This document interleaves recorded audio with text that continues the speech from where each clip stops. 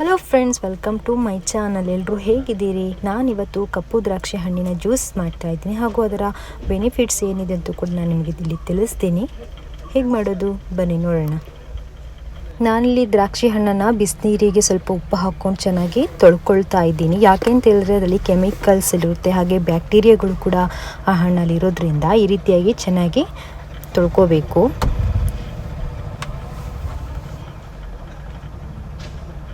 ನೋಡಿ, ಈ ರೀತಿಯಾಗಿ ತೊಳ್ಕೊಂಡು ವೇಸ್ಟ್ ಆಗಿರೋ ಹಣ್ಣನ್ನು ಒಂದು ಸೈಡಿಗೆ ಇಟ್ಕೊಂಡಿದ್ದೀನಿ ನಾನು. ಹಾಗೆ ಈ ಹಣ್ಣಿನ ಒಳಗಡೆ ಬೀಜ ಇರೋದಿಲ್ಲ. ದ್ರಾಕ್ಷಿ ಹಣ್ಣಲ್ಲಿ 2 ಟೈಪ್ಸ್ ಇರುತ್ತೆ, ಒಂದು ಹುಳಿ ಸಿಹಿ ಆಗಿ ಅಂತ ಹೇಳ್ಬಿಟ್ಟು, ಇದು ಬರೀ ಸ್ವೀಟ್ ಇರೋದು. ಇವಾಗ ಇದನ್ನು ನಾನು ಮಿಕ್ಸಿ ಜಾರ್ಗೆ ಹಾಕ್ಕೊತಾ ಇದ್ದೀನಿ.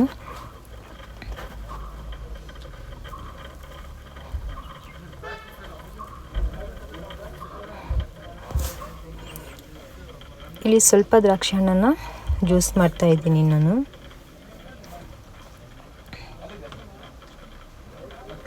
ಇದಕ್ಕೆ ಸ್ವಲ್ಪ ಉಪ್ಪು ಹಾಕ್ಕೊಂಡ್ರೆ ಬೆಟರು. ಯಾಕೆಂತ ಹೇಳಿದ್ರೆ ಕೆಲವರಿಗೆ ಬೇಗ ಶೀತ ಆಗೋದು, ಗಂಟು ನೋವು ಆಗೋದು ಅಂತ ಇರುತ್ತಲ್ಲ, ಅದಕ್ಕೆ ಯಾವುದೇ ಜ್ಯೂಸ್ ಮಾಡೋದಾಗಲಿ ಸ್ವಲ್ಪ ಉಪ್ಪು ಹಾಕ್ಕೊಂಡ್ರೆ ಬೆಟರು. ಇದಕ್ಕೆ ಒಂದು 2 ಸ್ಪೂನಷ್ಟು ಸಕ್ಕರೆ ಹಾಕ್ಕೊತೀನಿ, ಹಾಗೆ ಕೋಲ್ಡ್ ವಾಟರ್ ಹಾಕ್ಕೊತೀನಿ.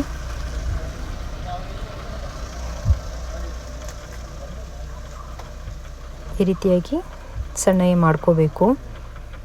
ಹಣ್ಣು ಹೊರಗಡೆ ಕಪ್ಪಾಗಿ ಕಂಡ್ರೂ ಒಳಗಡೆ ರೆಡ್ ಒಂಥರ ಪಿಂಕ್ ಕಲರ್ ಇದೆ ನೋಡಿ. ಈ ರೀತಿಯಾಗಿ ಇವಾಗ ಇದನ್ನು ಒಂದು ಬೌಲಿಗೆ ಸೋಸ್ಕೊತೀನಿ.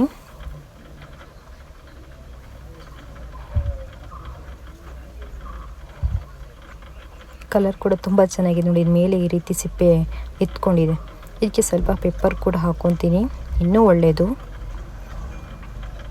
ಇವಾಗ ಇದನ್ನು ಒಂದು ಗ್ಲಾಸಿಗೆ ಹಾಕ್ಕೊತೀನಿ.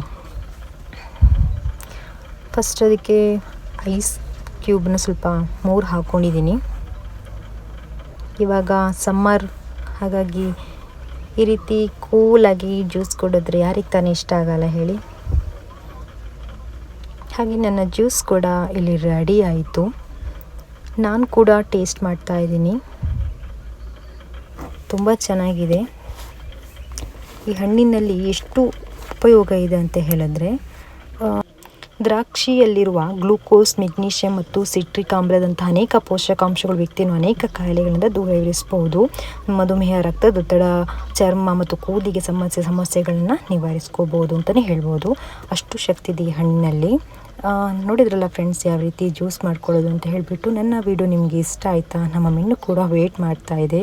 ನಾನು ನೆಕ್ಸ್ಟ್ ವಿಡಿಯೋದೊಂದಿಗೆ ನಿಮ್ಮನ್ನ ಮೀಟ್ ಮಾಡ್ತೀನಿ. ಓಕೆ ಫ್ರೆಂಡ್ಸ್, ಬಾಯ್.